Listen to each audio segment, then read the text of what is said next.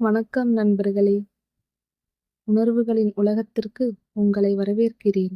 இன்றைய கதையை தொடங்கலாம் வாங்க. காலை ஒளி மெதுவாக செம்புலப்பொட்டி கிராமத்தை தழுவிக் கொண்டிருந்தது. நெல் வயல்களின் மீது விழுந்த அந்த பொன்னான ஒளி, மண்ணின் ஈரமான மனம், மெல்ல வீசும் காற்றின் இசை அனைத்தும் சேர்ந்து அந்த நாளை ஒரு சாதாரண நாளாக அல்ல, ஒரு சிறப்பான நாளாக அறிவித்துக் கொண்டிருந்தது. இன்று அந்த கிராமத்திற்கு ஒரு முக்கியமான நாள், திருவிழா நாள். காலை முதலே கிராமம் முழுக்க ஒரு இனிய பரபரப்பு. நேற்று மாலை மைக்கில் ஒலித்த அறிவிப்பு இன்னும் ஒவ்வொருவரின் மனதிலும் மீண்டும் மீண்டும் ஒலித்துக் கொண்டிருந்தது. அனைவருக்கும் அறிவிப்பு. நாளை காலை 5 மணிக்கு கணபதி ஹோமம், மதியம் அன்னதானம், 3ஆம் நாள் தேரோட்டம். அனைவரும் குடும்பத்தோடு கலந்து கொள்ளுங்கள். அந்த ஒலி ஒரு அறிவிப்பாக மட்டுமில்ல, அது அந்த ஊருக்கு உயிர் ஊட்டும் ஓசை போல இருந்தது. அது அந்த கிராமத்தின் இதய துடிப்பு போல ஒலித்தது. அந்த ஓசை ஒலிக்க ஒலிக்க வீட்டுக்கதவுகள் திறக்க ஆரம்பித்தன.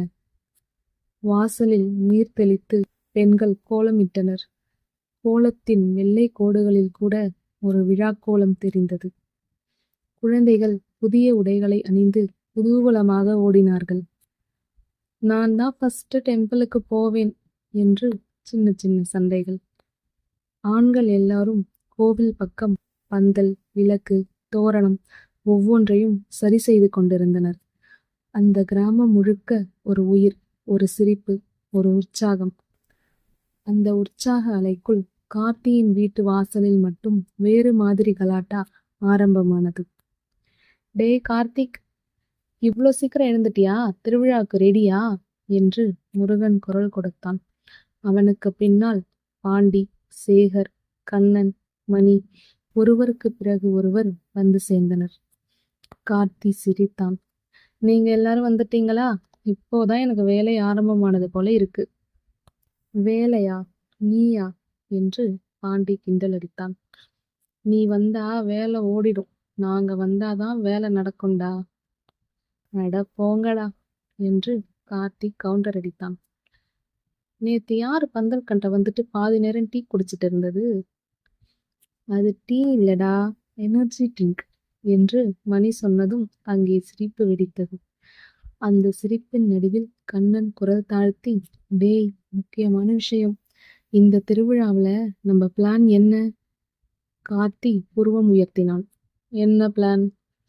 முருகன் கண் சிமிட்டினான். இந்த தடவை நம்ம கேங் தான் மாஸ் காட்டணும்டா. முதல்ல வேலையை முடிச்சிட்டு மாஸ் காட்டுங்க, இல்லைன்னா வீட்லயே மாசா அடிச்சிருவாங்க என்று கார்த்திக் சிரித்தான். அது சரி என்று சேகர் தொடங்க, தேரோட்டத்துல நம்ம எல்லாரும் சேர்ந்து போனாதான் ஃபன்னா இருக்கும்.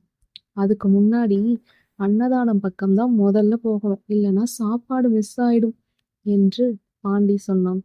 மீண்டும் சிரிப்பு. உன்னால தாண்டா நம்ம கேங்க்கு நல்ல பெயர் என்று கார்த்திக் கிண்டலடித்தான். அந்த சிரிப்பில், அந்த நட்பில் அந்த காலை இன்னும் அழகாக மாறிக்கொண்டிருந்தது. அந்த நேரத்தில் கிராமத்தின் நடுவே இருக்கும் பெரிய ஆலமரத்தடியில் ஒரு சிறிய கூட்டம். அண்ணன், இப்படி பண்ணக்கூடாதுங்க என்று ஒரு வயதானவர் நடுக்கத்தோடு பேசினார். அவருக்கு எதிரில் கண்களில் கொஞ்சம் கடுமை, முகத்தில் அதிகாரம் கலந்த ஒரு மனிதன். அவன் பெயர் சேதுராமன். கிராமத்தில் நிலம், பணம் இரண்டும் படைத்தவன். ஆனால் மனசு அதற்கு நேர்மாறானது. இந்த நிலத்தை இப்போ நான் வாங்கிட்டேன், நீங்க காலி பண்ணிதான் ஆகணும் என்று அவன் கடினமாக சொன்னான். அண்ணன், இந்த இடம் எங்களோட தலைமுறை, திருவிழா முடிஞ்சதுக்கு பிறகு பார்த்துக்கலாம்ல என்று அந்த பெரியவர் குரல் குலுங்கியது. சேதுராமன் சிரித்தான். திருவிழாவா? அது உங்களுக்கு, எனக்கு இது பிசினஸ். அவன் குரல் உயர்ந்தது.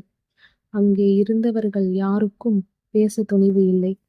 அந்த நேரத்தில் அந்த கூட்டத்துக்குள் ஒரு அமைதியான குரல், அண்ணே.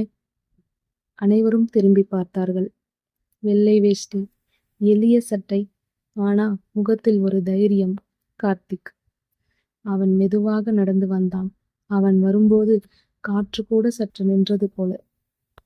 சேதுராமன் அண்ணே என்று மரியாதையோடு தொடங்கினான். இது திருவிழா நாள். இந்த நாள்ல யாரையும் வீட்டை விட்டு வெளியே போக சொல்றது சரியில்லை. சேதுராமன் கண்களை சுருக்கினான். நீ என்ன எனக்கு கத்துக் கொடுக்க வர்ற? கார்த்தி சிரிக்கல, கோபப்படல.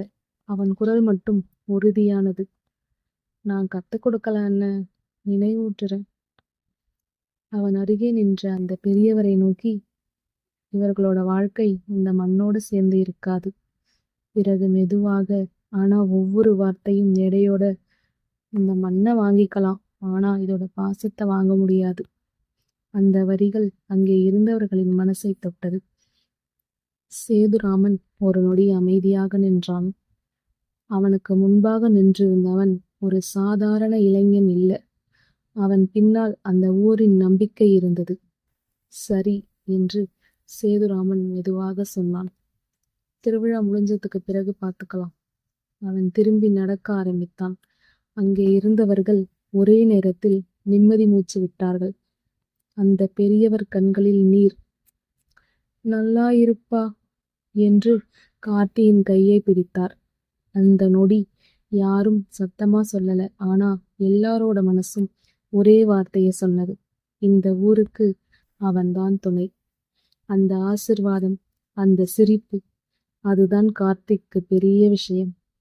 நண்பர்கள் அங்க நின்னு பார்த்துக்கிட்டு இருந்தாங்க. டேய், நீ இல்லைன்னா நம்ம ஊர்ல பல பேருக்கு கஷ்டம்டான்னு கார்த்தி சொன்னான். கார்த்தி சிரிச்சான். நம்ம ஊரு தாண்டா, நாம பண்றது நமக்கே திரும்ப வரும்னு மெதுவா சொன்னான். இவனுக்கு தாண்டா இந்த ஊர்ல ரெஸ்பெக்ட், சொன்ன உடனே ஓடி போய் உதவுறான். அதான்டா, சேகர் சேர்த்தான். இவன் இல்லைனா நம்ம ஊரு பாதி வேலை நின்னுடும். கார்த்தி சிரிச்சுக்கிட்டு, அட சின்ன விஷயம்டா, நம்ம ஊரு மக்கள் தானேன்னு சொன்னான். ஆனா அந்த சின்ன விஷயம்தான் அவனை இந்த கிராமத்துல பெரியவனாக்கி இருந்தது. திருவிழா இன்னும் ஆரம்பிக்கல. ஆனா அந்த சந்தோஷம், அந்த உற்சாகம் ஏற்கனவே அந்த கிராமத்துல முழுக்க பரவிருச்சு. அவன் அங்கிருந்து கோவில் பக்கம் நடந்தான். அவன் நடை அமைதியா இருந்தாலும் அதுக்குள்ள ஒரு வலிமை இருந்தது. காற்று அவனை தொட்டது.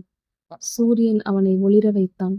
அந்த நொடியில் கார்த்தி ஒரு மனிதன் மட்டும் இல்லை, அந்த மண்ணின் மரியாதை. திருவிழா ஆரம்பிக்க போகிறது. மக்கள் கூடுகிறார்கள். ஆனால் அந்த திருவிழாவோட மட்டும் இல்லை, கார்த்தியின் வாழ்க்கையிலும் ஒரு புதிய திருப்பம் வரப்போகிறது. அவன் இன்னும் அறியாத ஒரு சந்திப்பு, அவன் மனசை மாற்றப்போகும் ஒரு கணம் அதே திருவிழாவில் காத்திருந்தது. அந்த நாள் செம்புலப்பட்டி கிராமத்திற்கு ஒரு விழா நாள் மட்டுமல்ல, ஒரு காதல் கதையின் முதல் அத்தியாயம். இந்த ஸ்டோரியோட கண்டினியூவேஷனை தெரிஞ்சுக்க நம்ம சேனலை சப்ஸ்கிரைப் பண்ணிக்கோங்க. நன்றி.